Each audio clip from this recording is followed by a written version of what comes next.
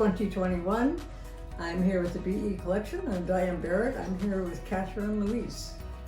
Thank you, Kathryn. I appreciate you coming forward at the last minute, so to speak, to do this. Sure. Good. So I'll start. Where were you born? Actually, I'm originally from the East Coast. I was born at Georgetown University. Really? Yeah. You hear about that all the time in the news. Yeah, you do. Right? Absolutely. Actually, Do you have siblings? I'm from a very large family. Are you? Irish Catholic. Mm-hmm. So I have 8 brothers and 4 sisters. So where are you in that? I'm number 2, and it's a long story because I lost my brother to Vietnam when I was 20. So by default, I became the oldest. Mm-hmm. So there's a little story about this. My cousin, Linda, was in Vietnam at the time that he passed away, or that he was taken ill. And so she was actually one of the nurses in the frontline hospitals. Mm-hmm. She asked to be allowed to come home for his funeral, and she was not given permission. So she ended up writing a book called Home Before Morning, which recounted her years, actually it was a couple of years she was over there as a frontline nurse in Vietnam. And I didn't realize this until this morning. I was looking at a article that ran, I think it was in the LA Times. I just started reading and I went, oh my God, I didn't realize. She died when she was 55 from the effects of Agent Orange. But it was, so in this book, she writes about the fact that she had asked permission to come back for his funeral and was denied. It was Home Before Morning. It's called Home Before Morning. It's my cousin Linda. Linda Vandervader. So, people talk about how things affect them. Mm-hmm. And I realize that 50 years hence, I still think about how the fact that Steve was he really impacted my life in a lot of ways, and I didn't realize it at the time, but I realize it moving forward. I realize how much it has impacted in a number of ways. He should have been, he was well on his way to having a really great career as an artist. He would have been a terrific commercial artist. And yet, because of circumstance, it didn't happen. Yeah. So you're an artist? So I'm a graphic artist, which is a little different. So tell me about that. I don't know. Okay. Graphic artist, somebody comes to you with a concept and says, do this. And I go, oh, okay. So I take ideas and I put it all into the mix and come up with a completed product, basically. And part of what I do is I am now retired from doing that commercially. I don't really have a business anymore. But I do, if somebody approaches me now and says, I need such and such done, then I will again throw it together. So is your art, were you genetically inclined to be an artist? My dad was my dad was a general contractor when I was growing up. Mm-hmm. However, he did his own blueprints for each job. Mm-hmm. So he would create anything from a full-on house. He'd come in here and go, da da da, and make it all happen. so he could do anything from the creation of a house down to the creation of whatever you needed. Dad always wanted to be an architect. He also, his education was stopped by World War II. So he enlisted, and when he came back, he basically just started a family. Any other artists in your family besides you and your brother? To greater and lesser degrees, we're all artistically inclined. Any other homosexuals? No. That's interesting. Yeah, huh? yeah, that is. How about even the offspring of your siblings? Not that I know of. Huh. What's the age difference between you and the youngest sibling? Oh, God, it's, I think 16 years. Wow. I ended up leaving the area. I grew up in McLean. So I moved to McLean in Virginia. It's, yeah. Everybody knows McLean because it's the area where the Kennedys, Ethel Kennedy, Ethel Kennedy lived in McLean. The CIA is in Langley, which is McLean adjacent. So I just learned something. Yeah. So I left when I was 19. I moved down to Richmond for a couple of years, and then and actually, when I was living in Richmond, I went away for a weekend and had my first interaction with a woman, with another woman.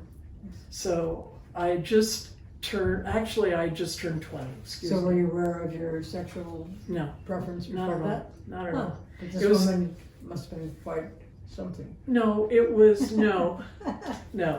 It was more like a eureka moment. Great. Did she come on to you, or was it a mutual? No, she did come on to me. She recognized something that I didn't even see. What was that?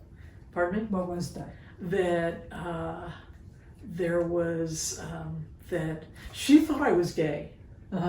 And it was the furthest thing from my mind. And actually, when I think about it, it wasn't the furthest thing. But she approached me, and I was like, well, I've tried everything else. Little did I know. Little did I know that's like totally such bull. But you were 20. I was 20. When you're 20, Excuse me. you know a lot of things. Yeah. And you're sure about them. I understand that. Yes. I've been 20. Yeah. Well, it's funny because when I had been engaged for very briefly, and I thought, you know what, I really can't marry this guy, and I didn't know why. And that was part of the reason why. Good. Yeah, it was, in retrospect. But so I moved down, and my sister called me up and said, oh, I'm going up to Maryland for the weekend. You want to come? And I was like, oh, sure, why not? Which is where I met this woman. And we spent a weekend together, and ended up, she said, oh, I'm coming back with you. And I'm like, you're doing what? We're going to get married. Yeah, well, yeah, I think How old was she? I think she was young. I know she was younger than me. Right. I don't know how much younger, but so we ended up living together very, very briefly, and while I was living with her, and I knew right off the bat, this isn't the do all end all. This is just a Stop. kind of a eureka, and then I'm going to go somewhere else. This is like maybe in the early 70s, early 70, 71, I think, 70. We would go to the only gay bar in Richmond, Virginia, was owned at the time by the mafia. Mafia, or not? The mafia. They're what? They're smart. They are. They were. Mhm. They realized early on, and if you didn't toe the line, you were 86th. That was Really? it. From Yeah. this bar. What was what did that include though? Towing the line. You couldn't come back in. Could you? I know, but could you dance together? Could you? Oh yeah. Yeah. Yeah. It was No acting out. So. you couldn't go out of the bar and do anything, Mhm. but within the bar, yeah, you could. Yeah, interesting. But I really wonder how many bars were mafia owned. Yeah. I remember being in Chicago. I'm from Chicago. Being in the elevator in this downtown building, I said, "Oh, the music's really nice in here." And my father said, "Thank the mafia." I said, "Really?" I don't know. The elevator music. Oh my God, that's funny. Yeah, very pervasive. He was a smart guy. So one night, a bunch of I don't know how to describe it. It was obvious they weren't from our side of the tracks. Women came in to the bar, and whoever I was with, a couple of, because we would go out in a group. Mm-hmm. Somebody had said, they're part of the women that they're strippers. Huh. And so one of them took a real liking to me for some reason. And she said, anytime you want to come watch one of our shows, please. And so I thought. You were still 20 at this time? I was a little older. I had to have been 21 because that's how old you had. Yeah. So I went to watch the show. And it was in an old theater. It had not transferred. It was a live theater, and I met her, and she said, "Well, go sit up front." So I walked into the front. It was the rows that go up, Mm-hmm. and I was sitting there, and you could hear the rustling of the newspapers on guys' laps, and I went, "Oh my God, this is so uncomfortable. What am I doing here?" Right? That's exactly right. What am I doing here? And so I got up and I thanked her very nicely. I went to the back where the women would dress or, for their show. And I said, "Thank you very much." And all I remember about her was her name was Sunny Day. Mm-hmm.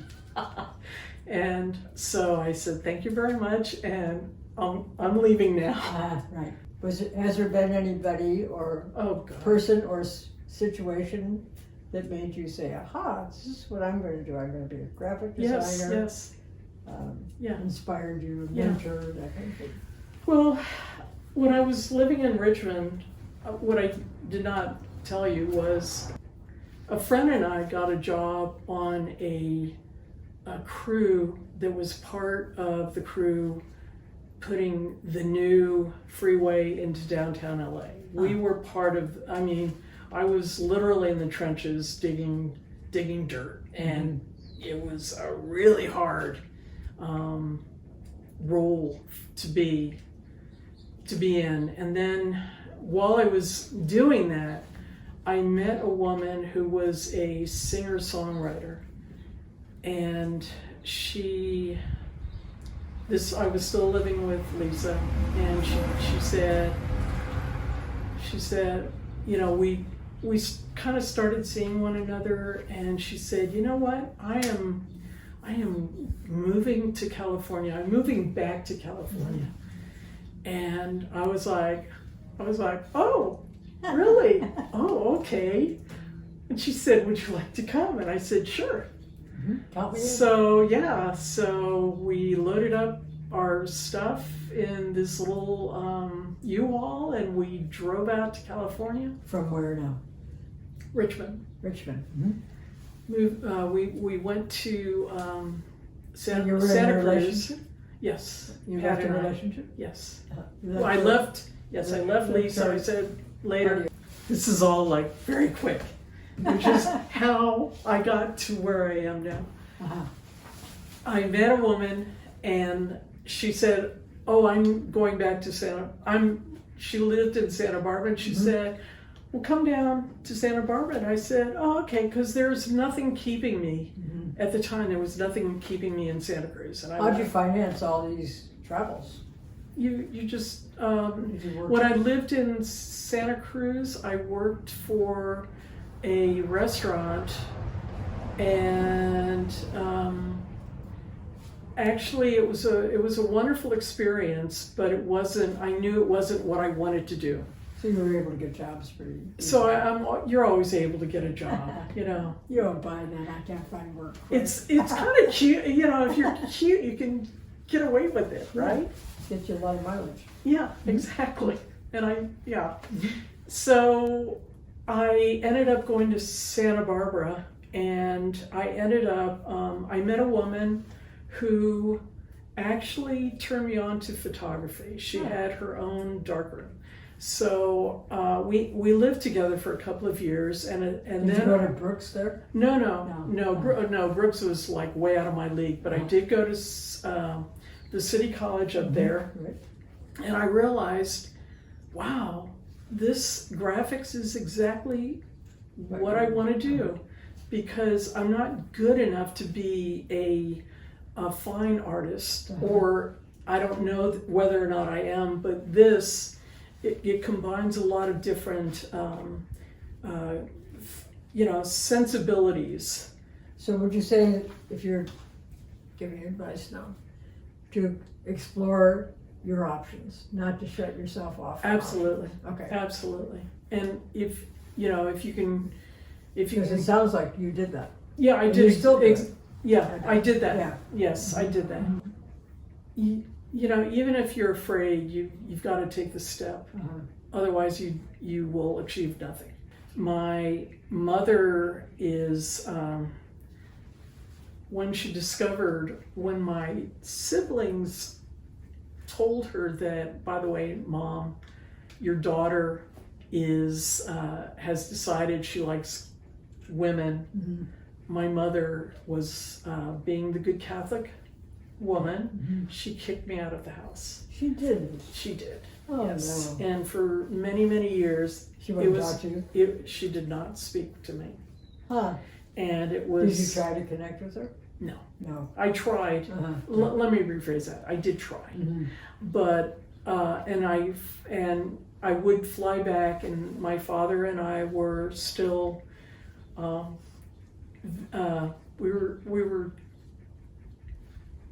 were in communication. And I realized he was the guy caught between a rock and a hard place. Yeah. So I never really tried to push it. But I was very, very sad that my mother was so adamant. Is your mother still alive? No, she passed away in 2008. My dad died in 1993. And Did she ever come around to? she actually did. Good. She actually did. It was my youngest sister was getting married, and I showed up to the wedding, and I came alone. You know, I didn't bring anybody with me. Right. And I showed up, and my mother was still ignoring me. Really? And Oh my gosh. I kind of like waylaid her in the kitchen, and I said, you know, Mom, we can continue this non-communication for the rest of our lives, but it achieves absolutely nothing. So I really think that we should try and move beyond it. And it was kind of like the light went on, and my mother turned around, because she had her back to me at the time.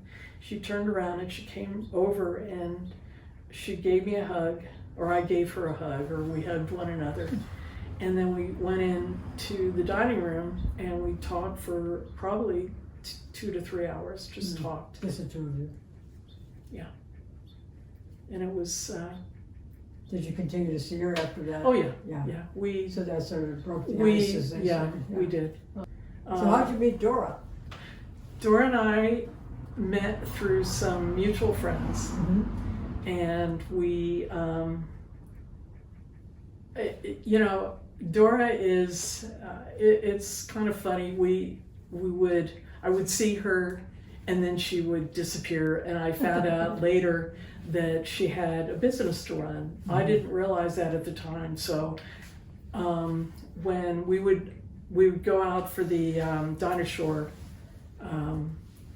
shindig out in with many lesbians. yeah, Right? yes. And so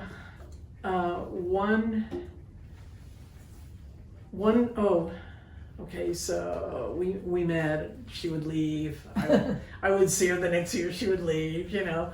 And finally, one day, a friend of ours was having a birthday party, and Dora and I were both there, and we ended up talking. It was like everybody else kind of disappeared into another room, and Dora and I ended up talking about books and everything for a few hours, and it was like, where did everybody go? Oh, I'm having way too much fun. Right. So we would go dancing, because Dora loves to dance. She's a great dancer. I'm just a terrible dancer that loves to go my own way, but it works. Right. So we would, we finally decided to pick it up again, because when you reach a point in your life and it's like, if you don't keep moving, you're going to die. So we ended up playing soccer together. Soccer was so much fun. And then we went to a tournament back east. We were on the same team. How old were you then? I was actually much older. I was in my mid-40s when I took it up. Had you finished school, all your education and everything by the time you met? Oh yeah, yeah. And I had been working for years as an artist, as a graphic artist. I worked in different fields. I worked as in retail, when retail was, you could actually make a really good living as a retail agency. Really? Yeah. Now it's either mostly in-house, or because of the age of Amazon, you know, everything is different. It really is. I worked for May Company. I worked with May Company for a long time, and then May Company went belly up. But by that time, I had moved elsewhere and was, I think my last job, I was working for a art magazine, which also has gone belly up, because the guy that owned it just really didn't know how to run a magazine very well, and he thought. How'd you get involved with the Griffith Park? Do you do a lot of that kind of volunteer work? Actually, Griffith Park, there was a group of people that was involved with a neighborhood council, and one of our committees was called PROS, which is PROS, which is Parks River Open Space, because the neighborhood council was park adjacent to Griffith Park. And when the neighborhood council at the time was called the GGPNC, which is Greater Griffith Park Neighborhood Council, they've since changed the name to Los Feliz Neighborhood Council, and just kind of stepped away from Griffith Park. So we realized as a group that, okay, you guys are leaving this park, which is the literal gem of Los Angeles. Another of the board members and I did all the work on the website. So it was a lot of work. So, in closing, if you knew you were going to die soon, what would you like to be remembered for?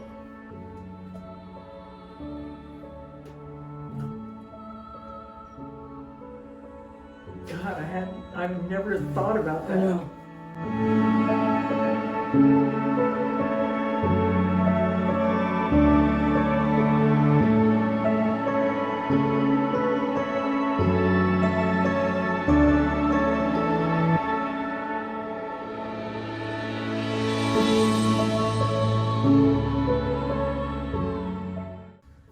Have you thought about that? I have since I started this project. Wow. So what would you be remembered for? Well, I just was interviewed actually a couple of weeks ago. Sort of my philosophy is just to keep going, just to, not to stop, to be around, have people with me and around me that are kind, not to keep giving when somebody's giving 10% and I'm giving 90%. And keep exploring.